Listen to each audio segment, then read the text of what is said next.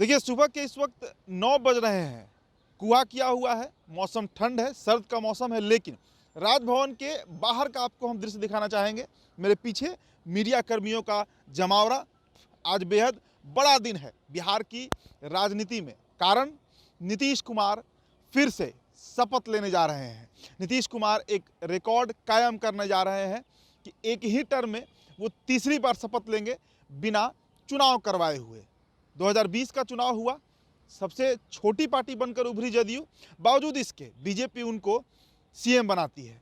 9 अगस्त 2022 नीतीश कुमार पलटते हैं, महागठबंधन में चले जाते हैं, फिर से सरकार बनाते हैं और शपथ लेते हैं। और आज 28 तारीख है, 28 जनवरी 2024, तीसरी बार नीतीश कुमार शपथ लेने जा रहे हैं।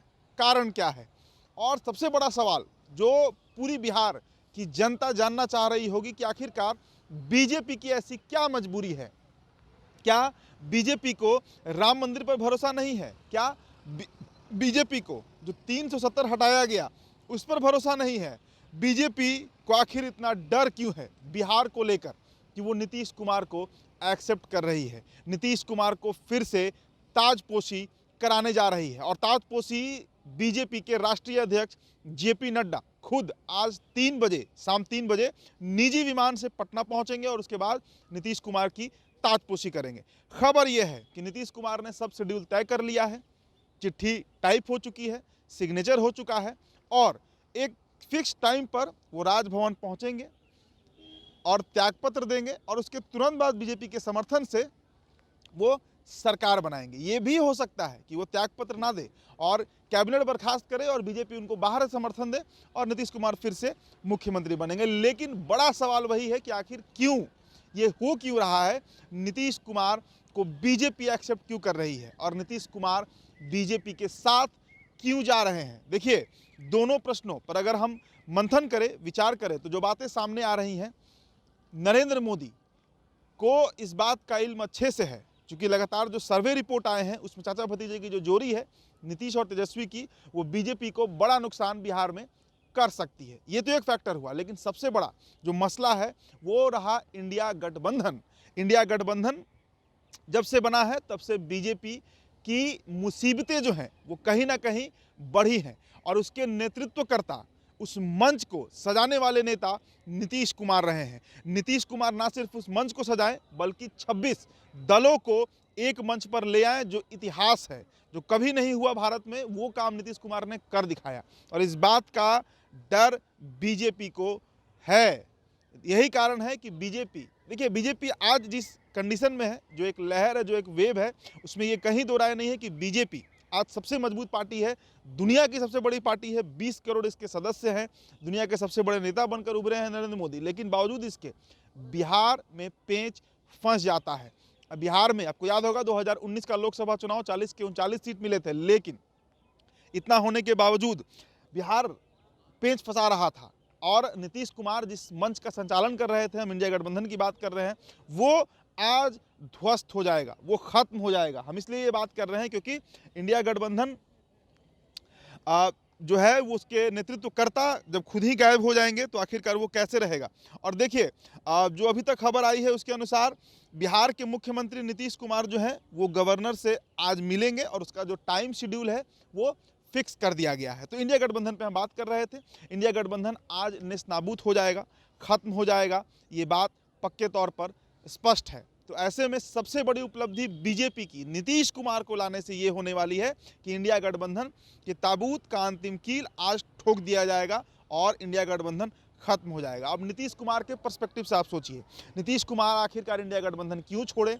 जिस मंच को उन्होंने बनाया उसको छोड़ने का कारण क्या हुआ? दरअसल आज जो सीन दिख रहा है, जो सरकार पलटी हो रही है, तख्ता पलटी हो रही है, इसका इस कहानी का भी जो ताबूत का अंतिम कील है वो 13 जनवरी को ठोका गया जब 13 जनवरी को विजुअल मीटिंग चल रहा था, डिजिटल मीटिंग चल रहा था, जिसमें इंडिया गठबंधन के तमाम नेता मौजूद थे और इंडिया गठबंधन के जब मीटिंग ऑनलाइन चल रही थी तो उसमें सीताराम येचुरी ने नीतीश कुमार का नाम संयोजक के लिए आगे बढ़ाया था, जिसका समर्थन शरद पवार ने किया था।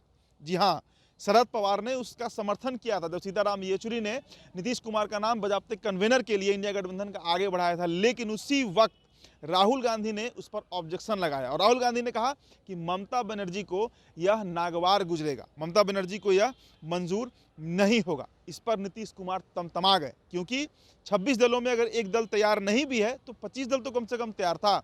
लेकिन राहुल गांधी को खुद आपत्ति इस बात से थी कि आखिरकार नीतीश कुमार, जिनकी विश्वसनीयता इतनी खराब है, जो आज दिख भी रहा है, वो कैसे इंडिया गठबंधन के संयोजक बन सकते हैं। उसी दिन नीतीश कुमार ने यह ठान लिया कि अब इस सरकार में रहना बेकार है। और उसके पहले 23 जून जब पटना में बैठक हुई थी, आपको याद होगा, उस दिन ही नीतीश कुमार जिस तरीके से पेश आए थे और उनके साथ जिस तरीके का व्यवहार लालू प्रसाद यादव ने किया था राहुल गांधी को दूल्हा बताकर, उसके बाद से ही नीतीश कुमार को ये बात समझ आने लगा था।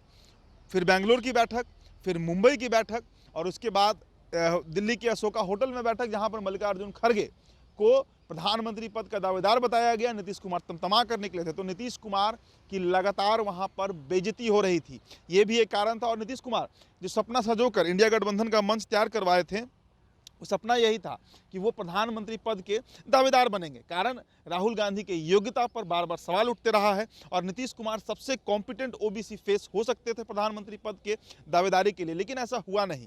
और तब से ही नीतीश कुमार गुस्से में रहे, चिढ़ते रहे और अब उसका परिणाम है कि एक बार फिर से वो एनडीए का हिस्सा होने जा रहे हैं। और इसके साथ ही 2024 लोकसभा चुनाव का परिणाम भी स्पष्ट अब दिखने लगा है कि एनडीए को पूर्ण बहुमत कम से कम बिहार से तो मिलने ही जा रहा है। तो ये एक बड़ी कहानी पिछले 6-8 महीने में घटी देश की राजनीति में, बिहार की राजनीति में, जिसके परिणाम स्वरूप आज ये दिन देखना पड़ रहा है कि नीतीश कुमार कुछ ही घंटों में यहाँ से निकलेंगे। वो एक अड़े मार्ग है, जरा दिखा दीजिए, और सामने गवर्नर हाउस है, दोनों जगह से वहाँ से निकलेंगे और 50 मीटर की दूरी पर है, जाएंगे गवर्नर हाउस और वहाँ पर जाकर या तो इस्तीफा देंगे या फिर कैबिनेट भंग करेंगे और दोबारा सरकार बना लेंगे। तो ये बड़ा सवाल था कि आखिरकार ऐसा घटना क्यों घटा है। हालांकि इन सब के बीच जो एक बड़ा मुद्दा ये भी बनेगा कि आरजेडी ने जिस धैर्य का परिचय दिया, कल भी आपको याद होगा तेजस्वी प्रसाद यादव ने नीतीश कुमार को आदरणीय नीतीश जी ही कहा है। और कहीं ना कहीं जो वोटर्स हैं बिहार के, उनके जहन में, उनके दिमाग में ये बात पक्के तौर पर रहेगा कि तेजस्वी ने जो एक बड़ा दिल दिखाया है, इतना होने के बावजूद वो तेजस्वी के फेवर में जाएगा। भले ही 2024 का लोकसभा ना सही, लेकिन 2025 के विधानसभा चुनाव में जनता ये बात बखूबी वोट के माध्यम से बता देगी कि नीतीश कुमार के बार बार अलटने पलटने से क्या परिणाम आता है। फिलहाल इस रिपोर्ट में इतना ही। मेरा नाम उदित तारण है। अगली खबर के साथ हम फिर जुड़ने वाले हैं। बहुत बहुत शुक्रिया।